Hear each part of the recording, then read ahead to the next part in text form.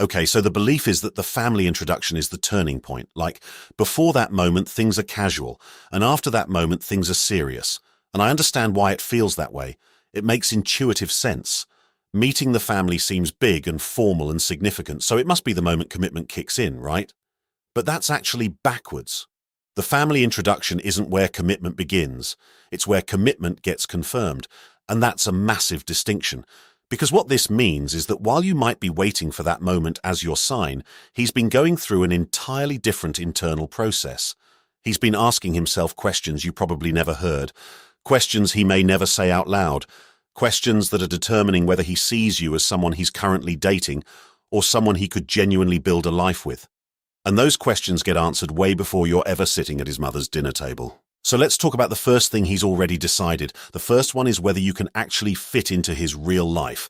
And I want you to really sit with this for a second because dating is kind of a bubble. Think about it. When you're in the early stages with someone, you're usually doing the best version of time together. Nice dinners, fun weekends, trips, spontaneous plans. Everything feels elevated and intentional. And that's great. But it also means it's not quite real life yet. Real life is messier. Real life involves family dynamics and holiday schedules and complicated personalities and unexpected situations and people who don't immediately click with each other. So when a man starts thinking seriously about you, he stops asking the early question of, do I enjoy spending time with her? And starts asking something much bigger. He starts asking whether you could exist peacefully inside the life he's already built. He's imagining his sister's birthday party and whether you'd be comfortable there. He's imagining a holiday dinner where his uncle says something awkward and watching how you'd respond. He's imagining everyday chaos and whether you'd add to it or help carry it. This isn't about whether you're perfect. Nobody is. It's about whether you have the kind of emotional adaptability that allows you to move through unpredictable situations with some level of grace. Because the honest truth is, commitment begins the moment a man stops imagining more dates with someone and starts imagining daily life with them. And daily life includes the family he already has. So if he's thinking about introducing you, it means he's already decided that you can survive in that world, that you can belong there. Now, the second thing he's already decided is how you handle stress. This one is really important, and I think it gets overlooked a lot, because it's easy to be wonderful when everything is going smoothly. When plans work out, when there's no pressure, when nobody's in a bad mood, it's not that hard to show up as your best self. But none of that tells him very much. What tells him everything is how you show up when things go wrong. And here's what you might not have realized. He's been watching. Not in a creepy way, just in the way that attentive people pay attention. He's noticed how you react when plans change at the last minute. He's noticed how you speak to waiters or customer service people when you're frustrated. He's noticed how you handle disagreements with him, whether you go for resolution or whether you escalate. He's noticed how long it takes you to recover after a misunderstanding and whether you hold on to things or let them go.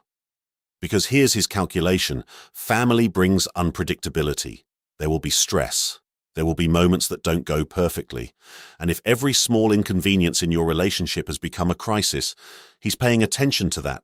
Not because he's judging you harshly, but because he's doing something very specific in his mind. He's not evaluating one dinner. He's imagining decades. And the woman he brings home isn't just someone he likes right now. She's someone he's mentally projecting into a long future. So how you handle difficulty today is telling him a story about what life would actually feel like with you in it. Okay, now this third one surprises a lot of women when I bring it up. The third thing he's already decided is whether his family will feel comfortable around you. And I want to be really clear about something here because people sometimes misread this. He's not primarily wondering if his family is going to think you're attractive. He's not running some kind of approval competition. What he's actually thinking about is something much more subtle. He's wondering whether everyone in that room is going to feel at ease, whether conversations are going to flow naturally, whether people are going to feel respected and heard and comfortable without you having to perform or try too hard to make that happen. There's a reason this matters so deeply to men, and I think it comes down to something they don't always articulate clearly. Introducing someone creates social risk. You're bringing an outside person into a space that has its own established dynamics, its own inside jokes, its own history, its own emotional temperatures, and if that outside person creates friction, even unintentionally, it affects everyone and it comes back to him. He feels responsible for that. So what he's looking for isn't someone who dazzles his family or puts on a show. He's looking for someone with a kind of natural social intelligence, someone who reads the room, Someone who makes people feel comfortable without making it performative. Someone who can sit in a family setting and just genuinely exist there without it feeling forced. Here's the deeper insight I want you to take from this one. When you enter a serious relationship, you're not just joining the relationship. You're joining someone's entire social ecosystem, the people he loves, the dynamics he grew up in, the relationships that shaped him. And he's already imagined you in that ecosystem before he ever officially puts you there. Let's move to the fourth thing, because this one gets to something really fundamental. The fourth thing he's already decided is whether he can trust you with the most important parts of his life. Family represents a specific kind of vulnerability that's different from anything else.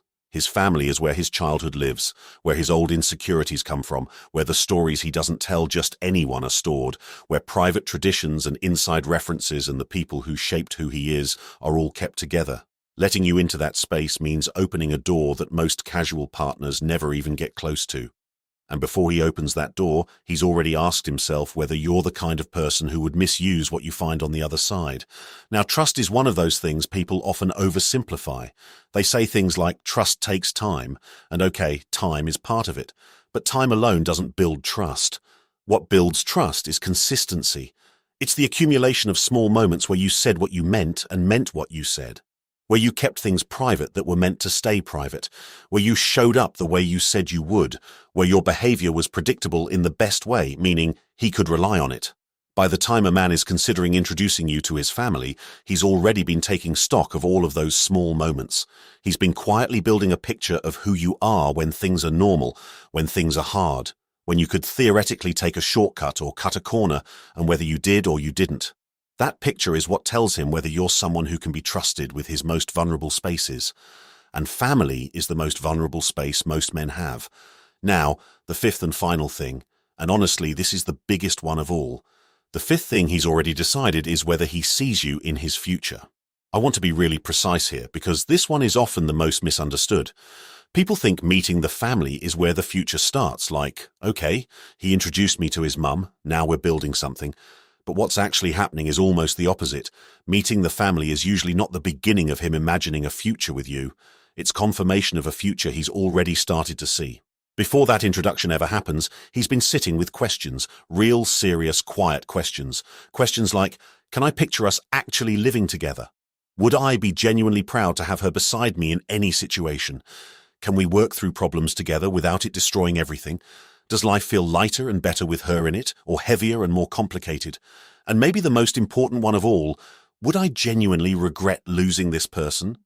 When enough of those questions start answering themselves with yes, the family introduction becomes less of a big calculated decision and more of a natural step.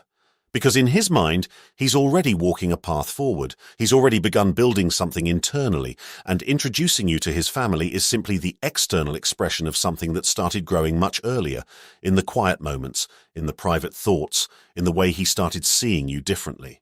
This is why the introduction itself can feel surprisingly undramatic when it finally happens. Because for him, the real weight of the decision came earlier. The introduction is just the part you got to see.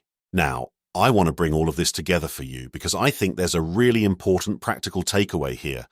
If you're in a relationship right now and you're hoping it moves towards something more serious, here's what this means for you. Stop waiting for the family introduction as your indicator of where things stand. That's measuring too late in the process.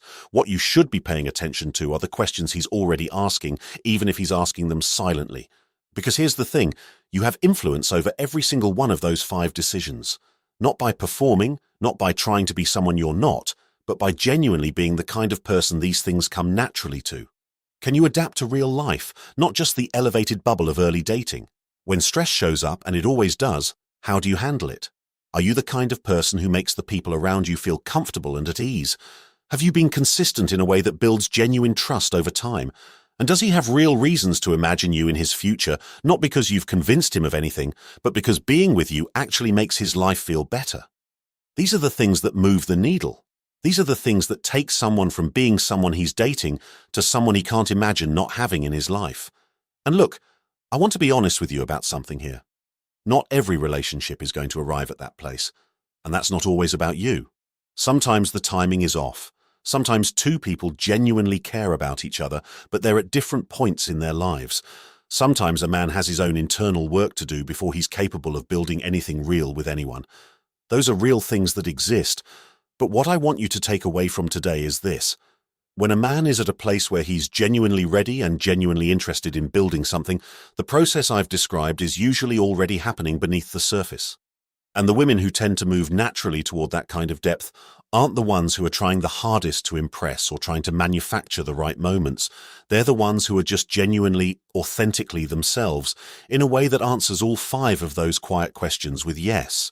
So if you're in something right now and you're wondering where it's headed, instead of asking yourself, when is he going to introduce me to his family, try asking yourself, have I been the kind of person who could answer those 5 questions well? Have I been consistent? Have I been adaptable? Have I been someone who brings ease rather than chaos? Have I given him real reasons to trust me with the important things? And does life genuinely feel better when I'm in it? Because if the answer to most of those is yes, there's a very good chance he's already further down the path than you realize, and the external milestones are just waiting to catch up to what's already been decided internally.